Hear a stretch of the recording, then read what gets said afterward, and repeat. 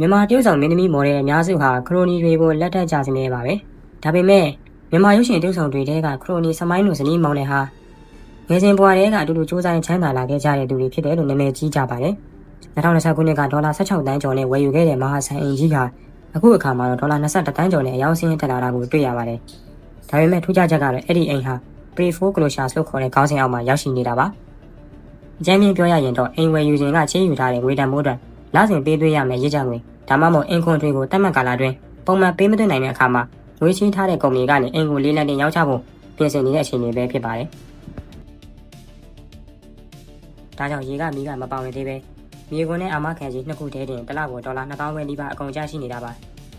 တကယ်လို့လစဉ်ဆက်ရမယ့်အိမ်ဘိုးအကျွေးဒေါ်လာ3သိန်းကျော်ကိုပါထည့်ပေါင်းလိုက်ရင်ဒီအိမ်ကြီးအတွက်လစဉ်အနည်းဆုံးဒေါ်လာ3သိန်းခွဲခန့်မြန်မာငွေ3000ချီအသုံးပြုနေရတယ်လို့တွက်ဆနိုင်ပါတယ်လက်ရှိမှာတော့ဒီဆိုင်ကြီးကကမ္ဘာကျော်အင်ချင်မြေ website တစ်ခုဖြစ်တဲ့ဈေးလိုမှာလေးလက်နဲ့ရောင်းချတော့မယ့်စင်းနဲ့ပါဝင်နေတာ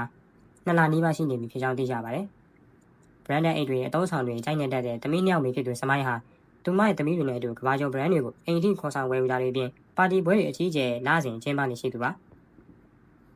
ကြားဖြန်လုပ်ငန်းတွေမြန်မာစစ်အစိုးရနဲ့တူအင်တာနက်ကွန်ရက်လိုင်းလုပ်ငန်းတွေစစ်လုပ်ငန်းသုံးပစ္စည်းများအတွင်းပေးတဲ့စတဲ့အရက်လုပ်ငန်းတွေကနေငွေတွေကိုရရှိနေကြတယ်လို့လည်းဝေဖန်ထောက်ပြသူတွေရှိနေကြပါတယ်ဒီကြောင့်လည်းပတ်သက်ပြီးတရုတ်ဆောင်စမိုင်းဟာလူမှုကွန်ရက်စာမျက်နှာတွေမှာတော့တစုံတရာတုံ့ပြန်ပြောကြားလာတာမျိုးမတွေ့ရသေးပါဘူး